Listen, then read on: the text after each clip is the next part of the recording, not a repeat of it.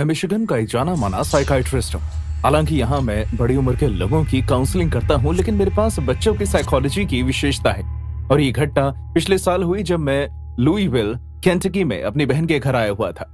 वो वहां अपने पति और अपनी 7 साल की बेटी एमिली के साथ रहती थी। मेरी बहन के पति नेवी में काम करते थे, इसलिए ज्यादातर घर में मेरी बहन और उनकी बेटी अकेले रहते थे। एमिली हमेशा से ही खुश और चुलबुली लड़की थी। जब भी मैं उसे मिलने जाता तो वो दौड़कर मेरे पास आ जाती और मेरी गर्दन पर झूलने लगती। वो मुझे अलग अलग चीजों की डिमांड करती, लेकिन इस बार मैंने कुछ अजीब महसूस किया। मैं कॉफी का मजा ले रहा था जब एमिली की बस आकर रुकी। मैं खुद को एमिली की आवाज और शरारतों के लिए तैयार कर रहा था जब वो स्कूल बैग टांग कर अंदर आई। वो काफी चुप थी और उसका चेहरा भी फीका पड़ गया था। उसने मेरी तरफ देखा तक नहीं और सीधे अपने कमरे में चली गई। ये सब महसूस करके मुझे थोड़ा अजीब लगा। क्या हुआ? क्या तुमने उसे डांटा है? मेरी बहन ने ना कहा और रोने लगी। उसने मुझे बताया कि किस तरह एमिली एकदम से ही बदल गई। वो हमेशा अपने कमरे में ही रहती और किताब में कुछ बनाती रहती है। एमिली की डैड भी शहर में नहीं है। मैं समझ नहीं पा रही कि क्या करूं। जेकब, क्या तुम मेरी मदद कर सकते हो? मैंने आज से पहले अपनी बहन को कभी इतना रोते हुए नहीं देखा। वो हमेशा से ही हमारे घर में सबसे स्ट्रांग रही है। मैंने उसे गले लगाकर कहा कि मैं खुद इस मामले को देखूंगा और एमिली से इस बारे में बात करूंगा। खाने के बाद मैं एमिली के साथ उसके कमरे में बैठ गया। मैंने देखा कि किस तरह वो एक काले क्रेयॉन की मदद से सफेद कागज पर कभी ना खत्म होने वाला गोले बना रही थी। तुम्हें यह बनाना बहुत पसंद है ना? उसने मेरी तरफ देखा भी नहीं और अब और तेजी से क्रेयॉन घुमाने लगी। मैंने उसकी बनाई हुई कुछ तस्वीरें उठाई और समझने की कोशिश की कि आखिर वो क्या बना रही है।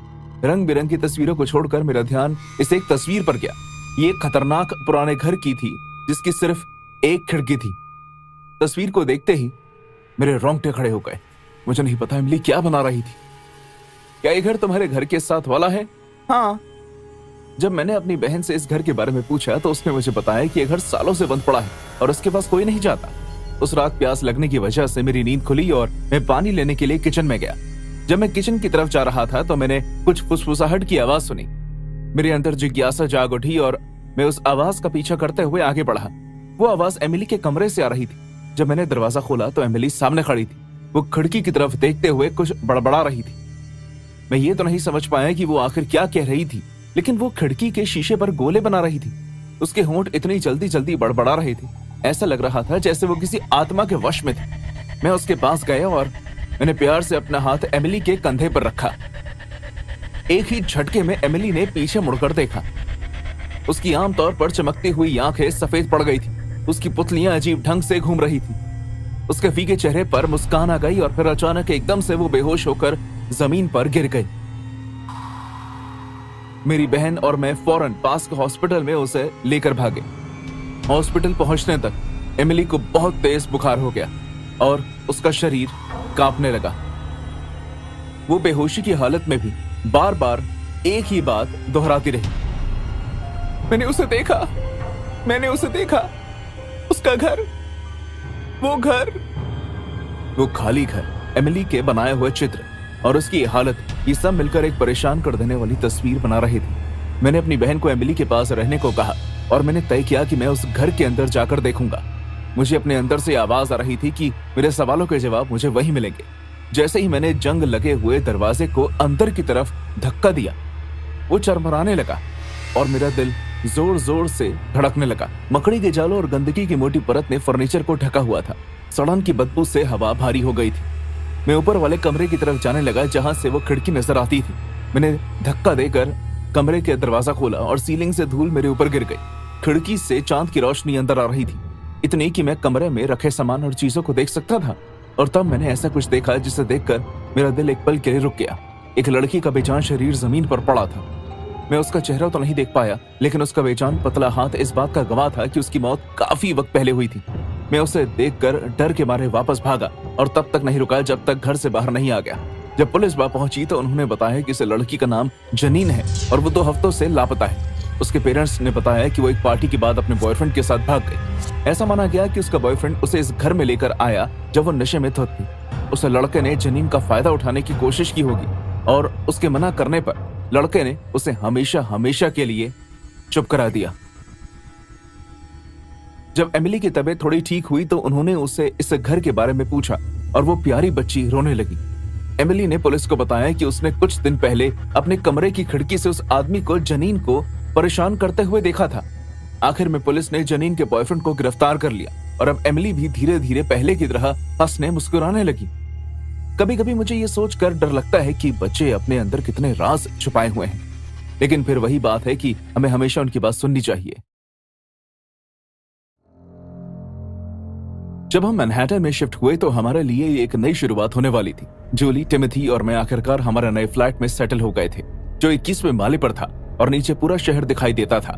इतने बड़े शहर में अपनी नई शुरुआत करना किसी सपने से कम नहीं था और हम आने वाले वक्त के लिए भी बहुत एक्साइटेड थे। टिमोथी एक शर्मीला बच्चा था। वो ज्यादा बात नहीं करता, लेकिन मेरी बीवी को यह यकीन था कि वो बड़ा होकर एक महान कलाकार बनेगा। वो घंटों अपने ड्राइंग बुक में कुछ न कुछ बनाता रहता था। पहाड़, झरने, बड़े बड़े डायनासोर। टिमी हमेशा से ही बहुत काल्पनिक रहा है, लेकिन जल्द ही उसकी कलाकारी ने हमें कुछ बताना शुरू कर दिया। ये काफी मासूमियत से शुरू हुआ।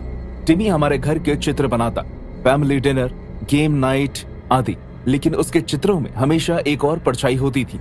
लाल रंग की आंखों वाला एक आदमी, बड़ा पेट और एक मोटी गंदी दाढ़ी।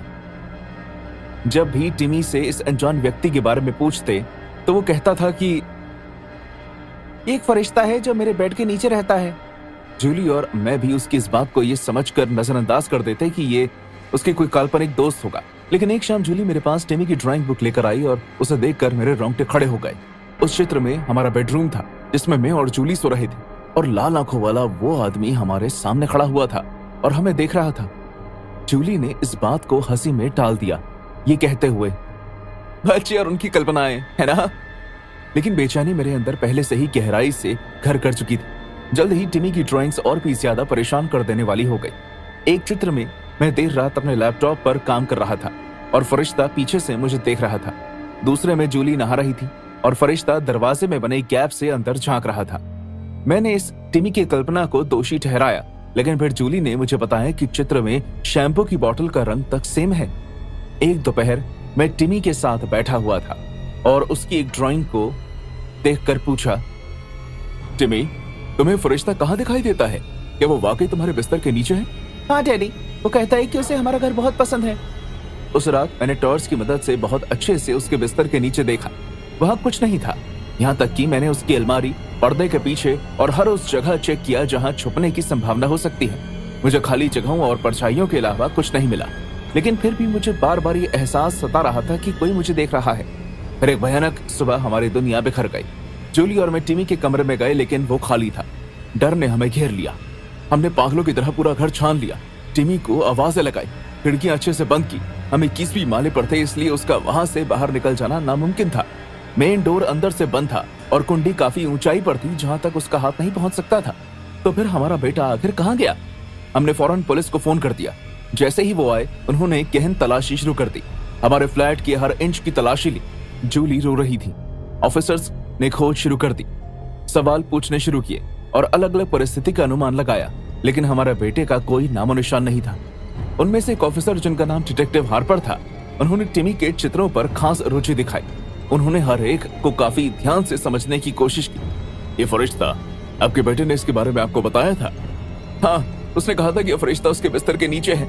हमें लगा कि ये सिर्फ उसकी एक कल्पना है। हार्पर के चेहरे के भाव बदल गए।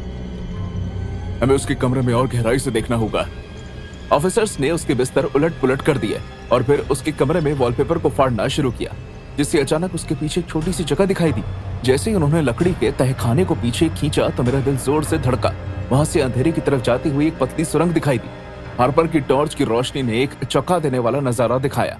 वो सुरंग हमारे पड़ोसी के घर से जुड़ रही थी।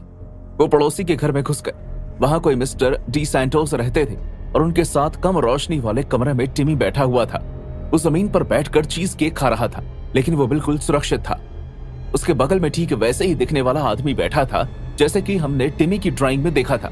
बड़ा पेट, गंदी दाढ़ी और खून भरी आंखें।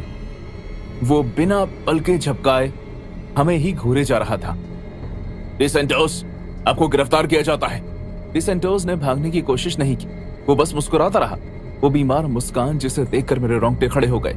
जैसे ही ऑफिसर्स उसे लेकर जाने लगे, मैंने टिमी को अपने हाथों में उठा लिया। मैं डर और राहत से कांप रहा था। बाद में हमें पूरी कहानी पता चली। डी सेंटोस रात के समय उस रंग से हमारे घर के अंदर आता था। पहले उसने टिमी को चीज केक खिलाकर उसका विश्वास जीता और उसे अपना दोस्त बना लिया। उसे हमें देखकर एक किक मिलती थी। मुझे ये सोचकर भी गुस्सा आने लगा कि वो मेरी बीवी को नहाते हुए देखता था। भगवान जाने उसने और क्या क्या देखा होगा। उसने हमारी प्राइवेसी का मजाक बना दिया था। पुलिस ने हमें यह भी बताया कि 4 साल पहले भी उसे गिरफ्तार किया गया था और उसके पास से बहुत सारी रिकॉर्डिंग जब्त की गई थी जो उसने इस घर में आने वाले किराएदारों की बनाई थी। उस वक्त ये मान लिया गया था कि वो आदमी फ्लैट में घुस आया था, लेकिन किसी को भी इस बात की भनक नहीं थी कि उसके पास हमारे फ्लैट में घुसने की एक गुप्त जगह थी। हमें उसका पहला नाम भी पता चला, फरिश्ता। हम एक आम सुखी परिवार हैं। मेरी बीवी लिंडा, मैं और साथ में हमारी बेटी एना 2 माले के घर में रहते हैं जो शहर के बाहर बना हुआ है।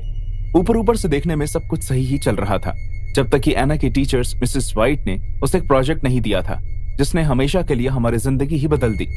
एना को ड्राइंग करना हमेशा से ही पसंद था और उसकी रंग बिरंगी ड्राइंग ने हमारे फ्रिज के दरवाजे पर 4 चांद लगा दिए थे।